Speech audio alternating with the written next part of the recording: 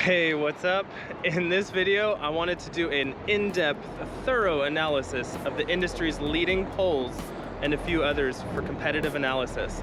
And I thought, what better place to do that than some of San Francisco's most photographed tourist locations.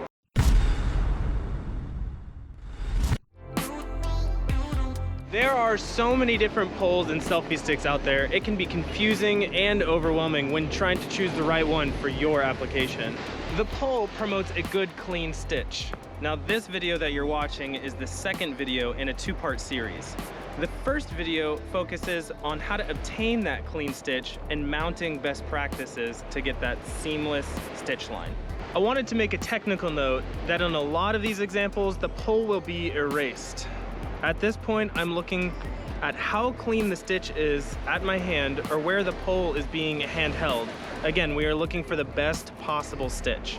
The market is super saturated with poles and sticks. You could probably get away with duct taping your 360 camera to the end of a broomstick, but if you're looking to get that extra professional polish out of your footage, then a proper 360 pole would be a worthy investment. 360 poles are similar to selfie sticks, but have definite differences.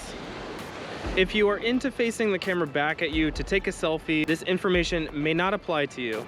In this video, we're talking about poles or extended mounts for your 360 content creation. So what's the difference? A selfie stick is geared to point back at you. A pole for 360 content is meant to hold a camera that captures video in all directions. It needs to be sleek and slim to allow the 360 camera to erase the pole from the shot. In this case, you do not need any articulation at the end of the pole to allow the camera to face back towards you. You may be able to use some selfie sticks and 360 poles interchangeably, but just be aware there are some definite differences. So how do you quantify a good pole? That's what she said! Here's my main criteria when choosing a pole for 360 content. So I compiled as much of this information as I could in the office, but I'm out here in the field testing the last few criteria. I made a pretty basic Google sheet with all the data compiled, both imperial and metric, so if you're looking to dive into any of these specifically, I'll go ahead and link it in the description. So first on the list is length, and I measured this in the office with a tape measure, both inches and centimeters, but an important note here is that I measured from the base of the pole to the base of the 1/4 mount when it's a 1/4, and to the center of the thumb screw hole when it's a GoPro mount.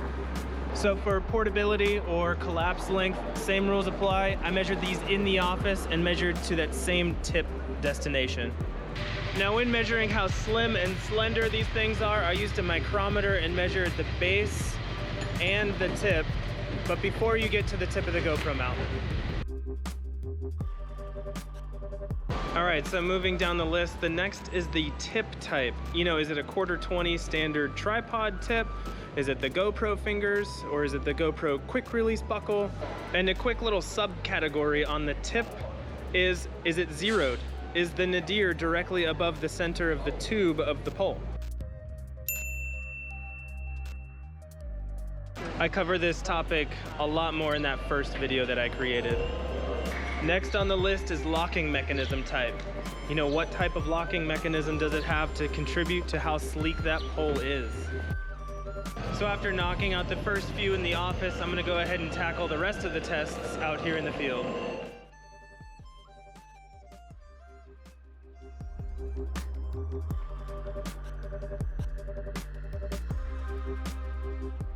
For rigidity and flexibility, this test is gonna have to be a little subjective, just simply because I don't have a machine to be able to do this consistently. So I'm going to flex and wobble these poles and rank it on a scale of 1 to 10. 1 being most wobbly and 10 being most solid.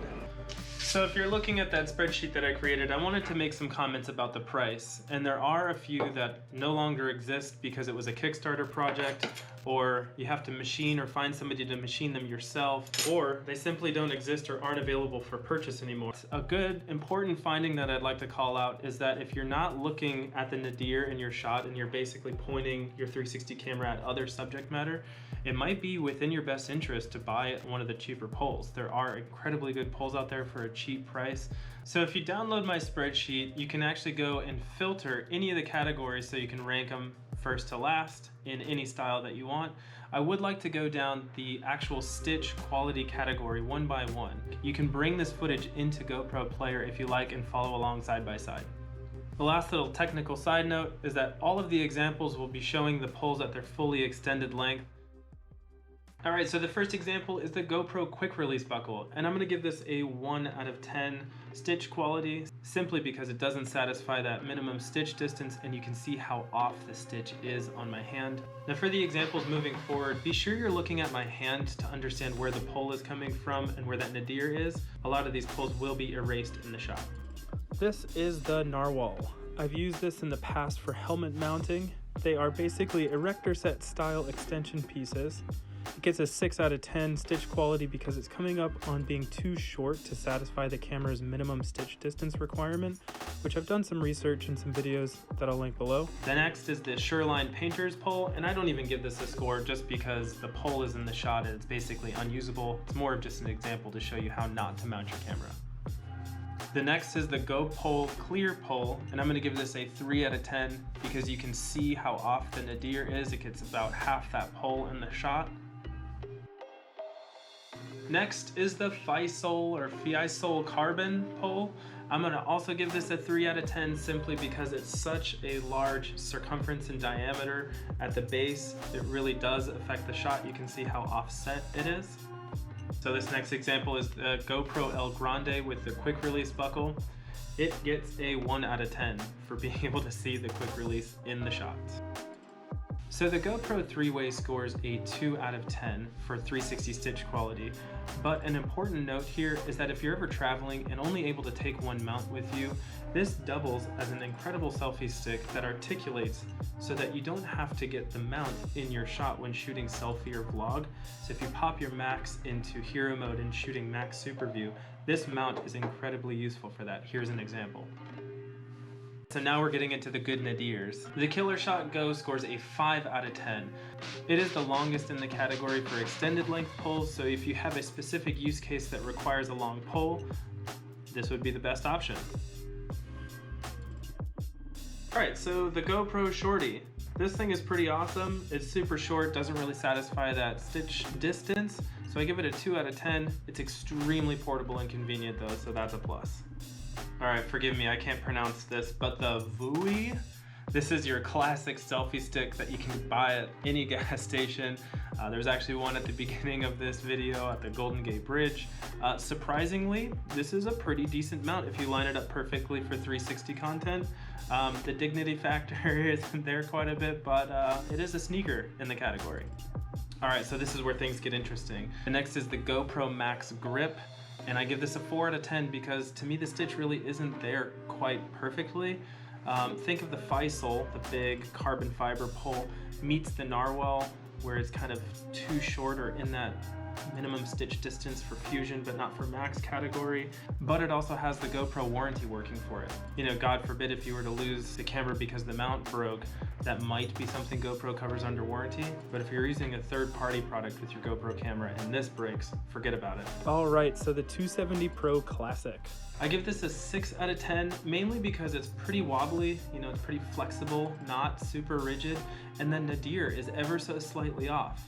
Now the 270 Pro Backpack, on the other hand, gets an 8.5 out of 10, mainly because it is portable, it has different locking lengths, it's a little bit more sturdy than the Classic, and the nadir is more centered.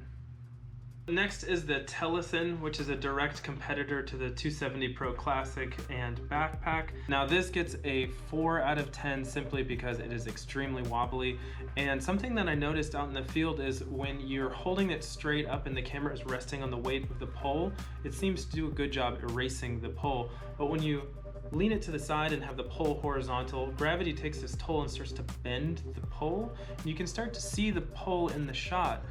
So because of that, the score is much lower than I would have liked to give this pole. Alright, the K-Tek Avalon 12 foot. This thing gets a 9.5 out of 10, near perfect, mainly because of its telescoping length, its rigidity, its professionalism, purpose built. This thing is badass. It's got a zeroed nadir and you feel like a professional in the field when you use it. And a close second is the K-Tek Avalon Traveler, which is a 9 out of 10. For the same reasons, it is a little bit more compact and travel friendly. All the locking mechanisms make it a little less rigid, but still an awesome pole. The Insta360 Invisible Stick. Now this thing was only $15. It's super solid. The nadir is perfect. It's super short and fits in your pocket. This is a perfect complement to any 360 camera. And last but not least, the Rhino pole. This gets a 7.5 out of 10 stitch quality. This thing is one of my favorites simply due to its build quality and how sturdy it is. The grip, its carbon fiber, the rigidity, the locking mechanism, it's all super solid. It just feels really good in the hand. The nadir is perfect. Overall, it's a solid option.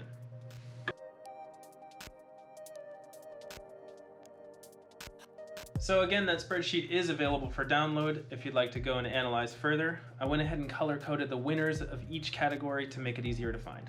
So I think I have a winner or two in my mind, but before I get there, I wanted to go over some findings that were uncovered during this whole deep dive. The pole can be cheap, especially if you're not focusing on the nadir in your shot and you're shooting other subject matter. Is it really worth spending $300 on a professional pole? An important finding was the flexibility of the pole, like the TELESIN. When it's fully extended horizontally, there is a pretty significant bend that gets in the stitch and is apparent here, but when it's vertical and the weight of the camera is over the nadir, it seems to go away.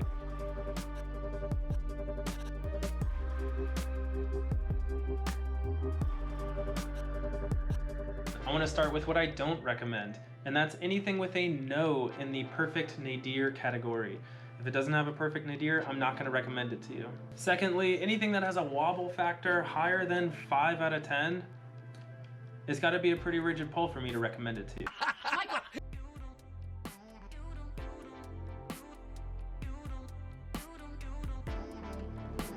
So in conclusion here, I don't think I'll be able to land on just one. And to help with my decision, I'm going to break it into 3 different categories. The categories being length, or the heavyweight category. We've got the Boba Fett, or the exterior backpack category. And then last but not least, I'm gonna have the inner backpack or stowaway category. Now for the length of the heavyweight category, unless you need 20 feet worth of the most extension you'll ever need, my top choice is going to be the K-Tek Avalon. This thing is badass, it is sturdy, it is purpose driven. You feel like a professional using it. And with the ¼ tip on the end, you can get that zeroed nadir, and you'll see from the test footage here again that it's extremely solid with its stitch. Now next I'm going to do the backpack category because I want to save Boba Fett for the end.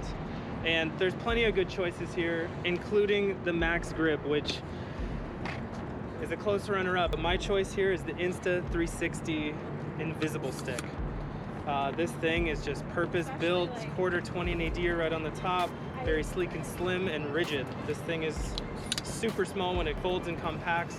It is the best choice to fit inside your backpack. Now the last and most exciting category is the Boba Fett category or the exterior backpack category.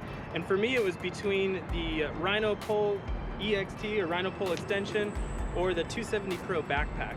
They both have the GoPro tip type.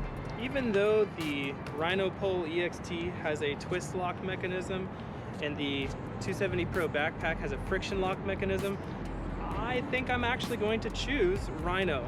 I don't necessarily extend the pole that often, and when I do, I think I'm going to one up to the Avalon Pro. The Rhino Pole EXT Carbon is the way to go. I'm gonna give the benefit of the doubt here, and since you can't really buy this anymore, I'm gonna go ahead and recommend the 270 Pro Backpack Edition. Now this Boba Fett category, in my opinion, has the greatest potential to grow in the next few years.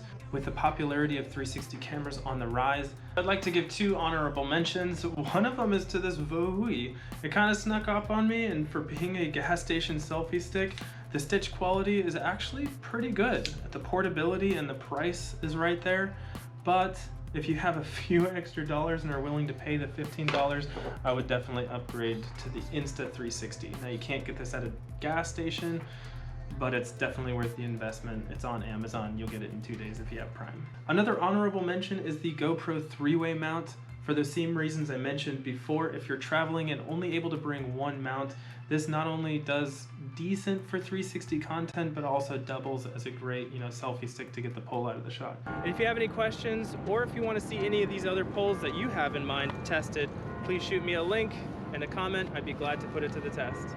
Until next time, my name is Thomas. Peace.